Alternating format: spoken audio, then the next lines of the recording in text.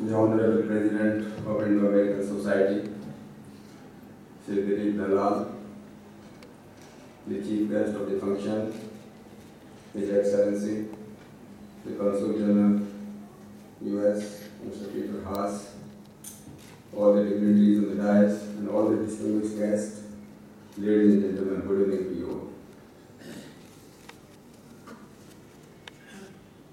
Let me, at the outset, thank Mr. Dalal for inviting me here and requesting me to speak for a few minutes how to combat terrorism in today's world. I have not structured my talk. I have not prepared anything for it because day in and day night we have been preparing and we have been combating this challenge, the biggest challenge as far as India is concerned, and most notably Mumbai city is concerned. This is the biggest challenge before Mumbai police, how to secure Mumbai city. But time is too short, about 8 to 10 minutes they have given to me. I will simply touch the outline, what we are doing and what is what to be done.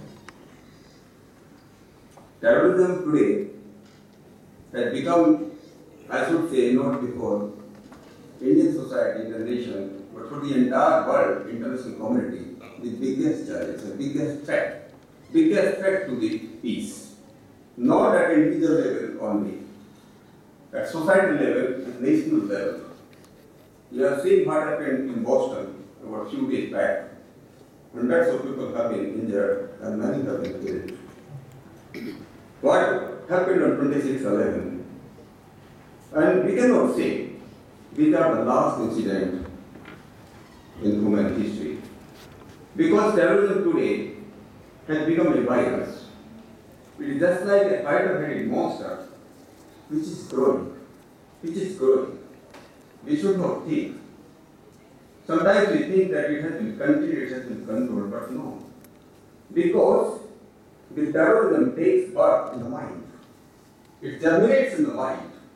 And before terrorism manifests in the violence, in bomb blast, in suicide bombs, before that, it comes in the mind.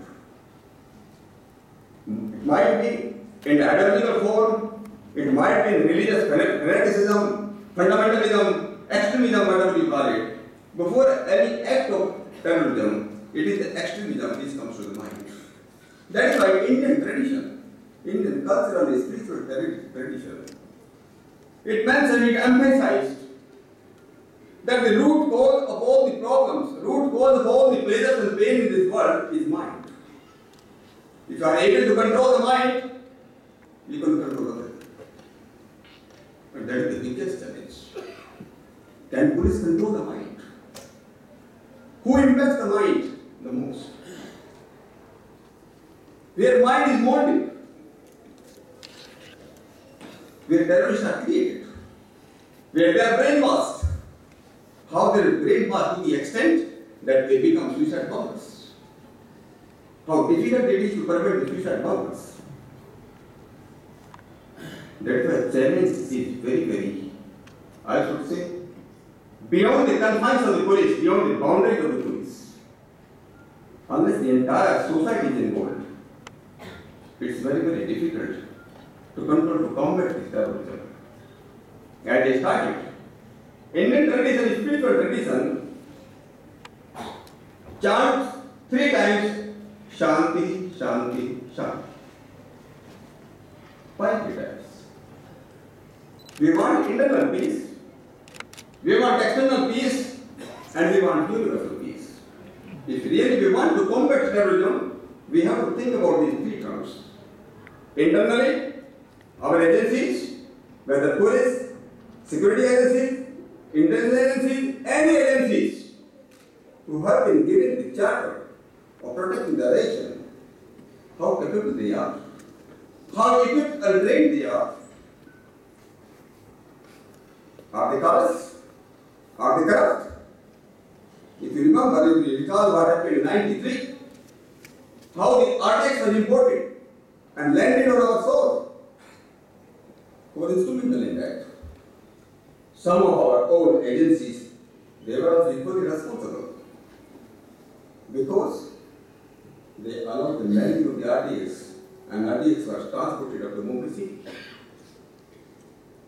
So how about police and intelligence agencies, custom and all other agencies, how they are prepared? Can we believe them?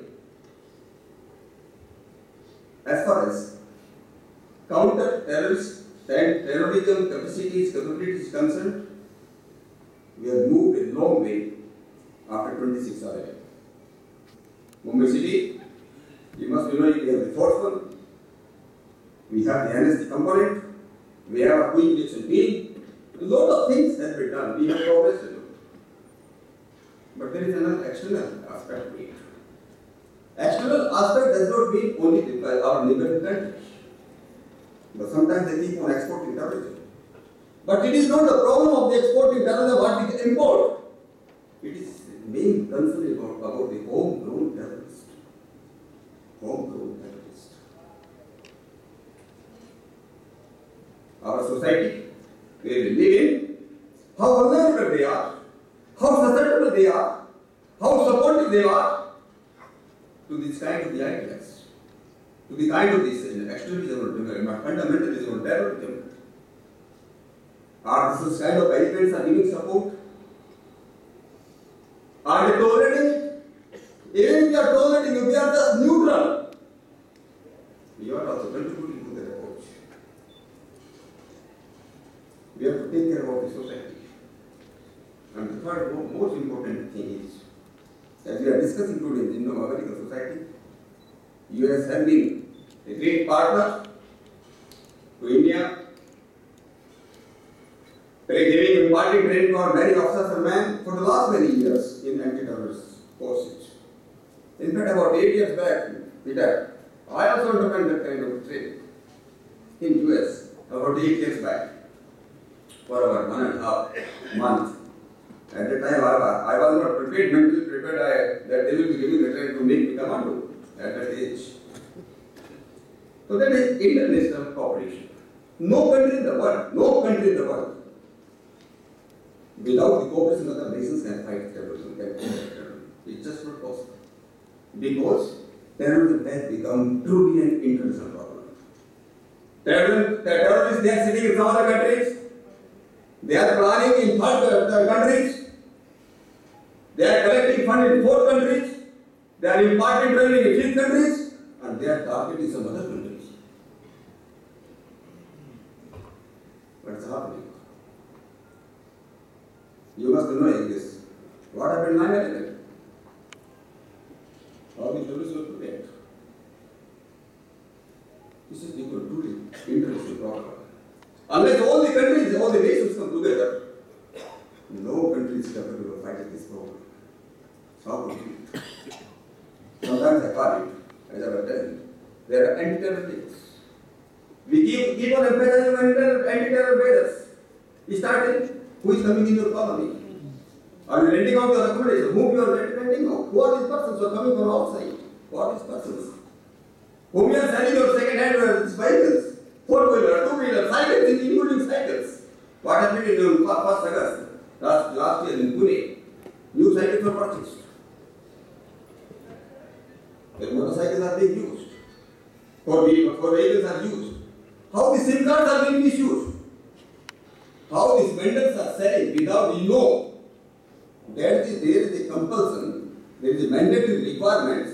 Unless you verify yourself whether these papers, these documents are this real or genuine, you cannot sell this SIM card. But it is a confrontation between business and the security. How to have this equilibrium?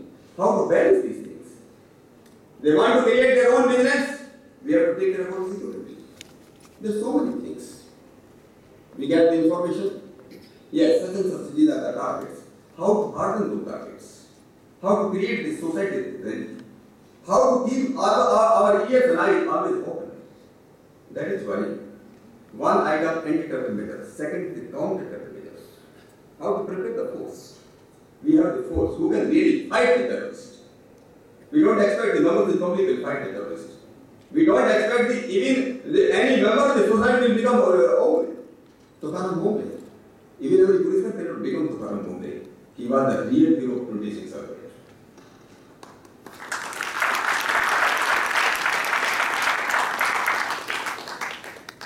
So we have the third thing also. Uprooting terror. How to uproot the terror? If you kill today, if you neutralize today the terrorists, if you arrest them, neutralize them, tomorrow others will come. Unless we counter the ideology, unless we counter the fundamentalism, unless it is done, we will not be able, no country will be able to combat the terrorism handily. That's why in Mumbai city, in fact, we have a police commissioner, whether Nagpur, whether Pune, now in Mumbai, we started this operation called Mission Vartuchi. Every high school from the college of Mumbai city, we have created this Mission Vartuchi club that has been established. And what is the purpose behind it? Purpose behind it is to create awareness.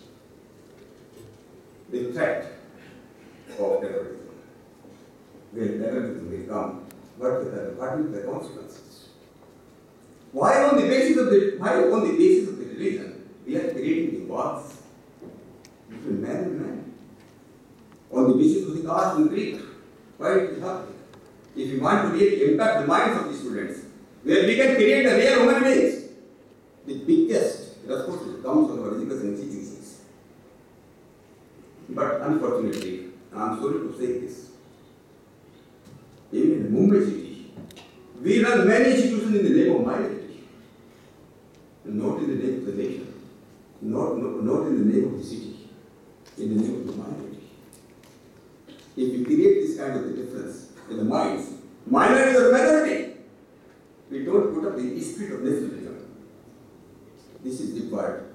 How to have this spirit of nationalism before our students, among our students, where the differences of caste will be over.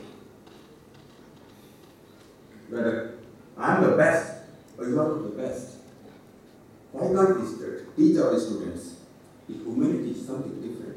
Humanity is real dharma, not the religion. We don't require to practice the ritualism. We require to practice righteousness. Then we teach our students to become right. Then we teach our students to become the real patriotic feeling patriot. Unless it's done, we cannot combat it away. And it is only possible when both come together. Entire society becomes the partner in the police. When millions of the eyes and ears are opened and fight with soldiers of the police, we can combat terrorism. With these words, I end here. Thank you very much.